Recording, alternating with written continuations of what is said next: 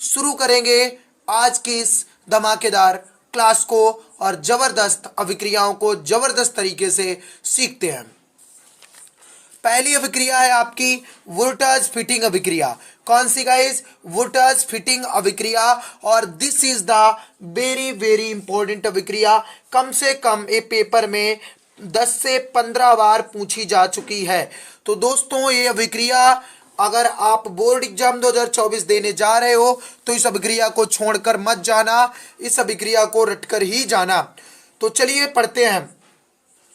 लिखा हमारा जब एल्किल हैलाइड का, अब प्रश्न उठता है एल्किल हैलाइड क्या होता है।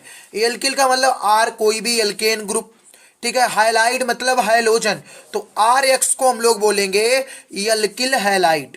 क्या बोलेंगे? Alkyl halide. तो बच्चा लोग आई होप आपको एल्किल हैलाइड समझ में आया होगा।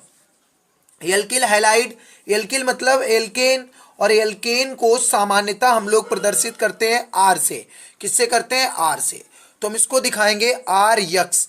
यक्स क्या होता है? हाइलाइट, हाइलोजन होता है ना, हाइलोजन को हम लोग हाइलाइट बोलते हैं। तो सामान्यतः हमारा एल्किल हैलाइड आर एक्स होता है, ठीक है। का एथिल हैलाइड, किससे? Ethyl halide. एथिल का सूत्र C2H5 और यहाँ पे कोई यक्स होना चाहिए। एथेन होता है कि नहीं? एथेन C2H6 एथेन होता है, यहाँ पे कोई यक्स लग जाए तो ये हो जाएगा हमारा एथिल हाइडाइड बच्चा लोग, ठीक है। तो हम वुर्ट्ज फिटिंग अभिक्रिया में दो चीजें पढ़ी हैं कि जब एल्किल हैलाइड का एथिल हैलाइड से शुष्क ईथर में संयोग करके, मतलब शुष्क ईथर की उपस्थिति में जोड़ते हैं तो एरोमेटिक हाइड्रोकार्बन का उच्च सदस्य प्राप्त होता है। तो वुर्ट्ज फिटिंग अभिक्रिया में तीन चीजें आई हैं। Number 1 alkyl halide, number 2 ethyl halide. इन दोनों का बच्चा लोग संयोग करा दो। क्या करा दो? संयोग करा दो।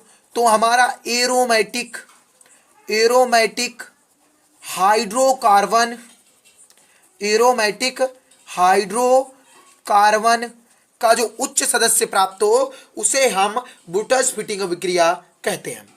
तो हमने वुर्ट्ज फिटिंग अभिक्रिया में क्या देखा? जब एल्किल हैलाइड की क्रिया एथिल हैलाइड के संयोग से जब एरोमेटिक हाइड्रोकार्बन का उच्च सदस्य प्राप्त हो, इसे हम वुर्ट्ज फिटिंग अभिक्रिया कहते हैं।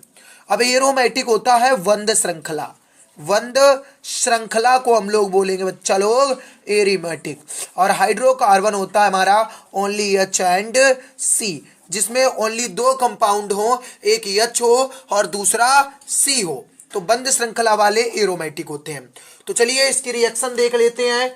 हमने कोई एल्किल एक हैलाइड लिया, मान लेते हैं हमने लिया है एथिल आयोडाइड।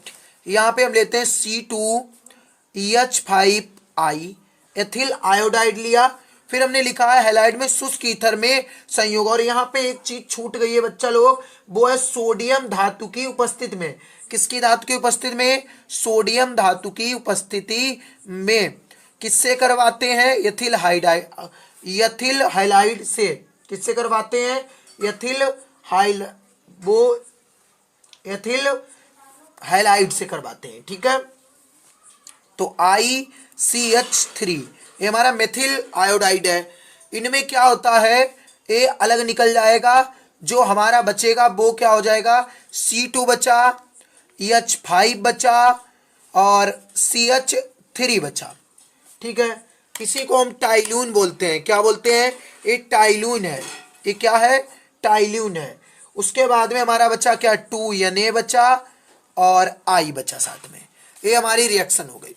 कोई दूसरा आप यहाँ पे ले सकते हो, C2H5 मान लो हमने Cl ले लिया, सोडियम धातु की उपस्थिति में कराएंगे, ठीक है। यहाँ भी हम ClCH3 लेंगे और शुष्क ईथर होना चाहिए, वो भी कैसा? शुष्क।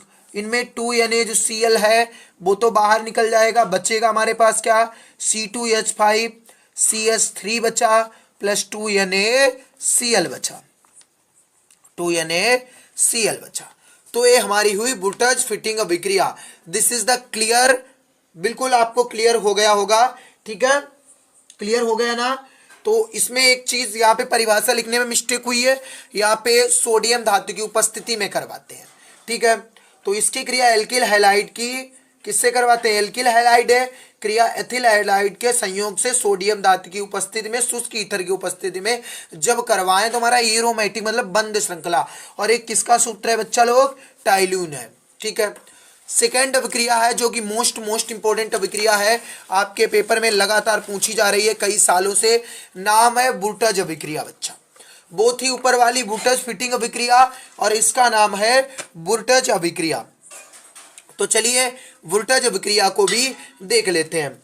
लिखा है हमारा एल्किल हैलाइड, एल्किल हैलाइड मतलब RX, ठीक है, कि सोडियम धातु की उपस्थिति में शुष्क ईथर की उपस्थिति में कराने पर एल्केन बनती है।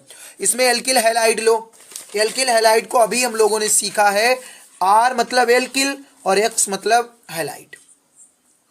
तो जो RX की क्रिया है 2 ले लो इसके, और सोडियम धातु की उपस्थिति में शुष्क ईथर होना चाहिए, तो हमारा जो एल्केन प्राप्त हो मतलब कि RR प्राप्त हो, और साथ में बनेगा 2NaX। ठीक है, ये 2R RR हो गया, और जो बचा हमारे पास X बचा 2Na बचा, तो बन जाएगा हमारा 2NaX। यही होती है आपकी वुल्टज अभिक्रिया। ठीक है, तो हम कह सकते हैं कि एल्किल हैलाइड की सोडियम धातु से क्रिया शुष्क ईथर की उपस्थिति में कराने पर एल्केन बनती है। जैसे कि हमने इसमें कोई एग्जांपल हम लेते हैं, हमने लिया क्या? 2CH3I, 2CH3I लिया, सोडियम धातु की उपस्थिति में इसकी क्रिया करवाई, ईथर साथ में लेते हैं, तो हमारा एल्केन प्राप्त होता है, मतलब कि CH3 बनेगा, और बचा हमारे पास क्या? 2NaI बचा। कोई आप रियल एग्जांपल दूसरा ले लो, 2CH3Cl ले लो, प्लस का 2Na जरूर रहेगा, ईथर जरूर रहेगा, कांस्टेंट है, तो बनेगा क्या हमारे पास? CH3 बनेगा, एल्केन है, और बन जाएगा 2NaCl बन जाएगा।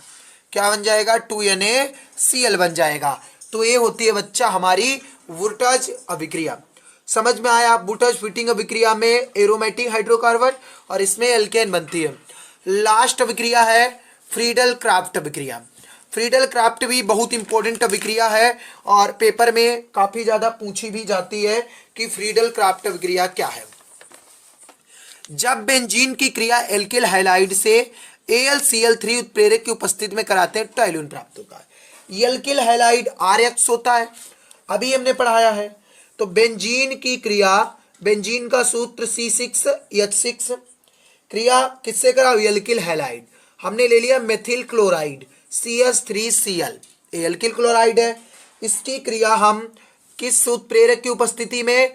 AlCl3 उत्प्रेरक की उपस्थिति में कराते हैं, तो हमारा टाइलून प्राप्त होता है, C6H5CH3 प्राप्त होता है।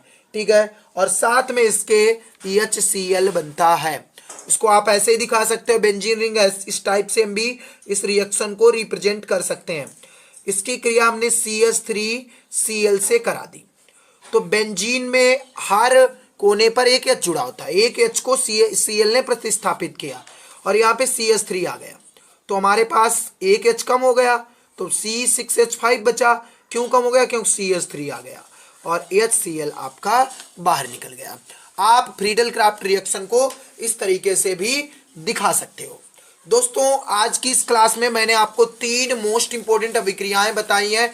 अगर आप बोर्ड एग्जाम 2024 देने वाले हो और आप चाहते हो कि आपके केमिस्ट्री में 95% मार्क्स आए, तो हमारी क्लास को आप रेगुलर देखिए। यहाँ पर जो भी चीज़ें आपको कराई जाएंगी वो मोस्ट इंपोर्टेंट होंगी। चैनल पर अगर आप नए हो, चैनल को तुरंत सब्सक्राइब करिए, वीडियो को लाइक करिए, चैनल को सब्सक्राइब करना ना भूलिएगा और कमेंट बॉक्स में जरूर बताइएगा क्या आपको इस तरीके की वीडियो की ज़रूरत है, क्या आप चाहते हो कि आपको इसी तरीके की हम वीडियो प्रोवाइड करवाते रहें।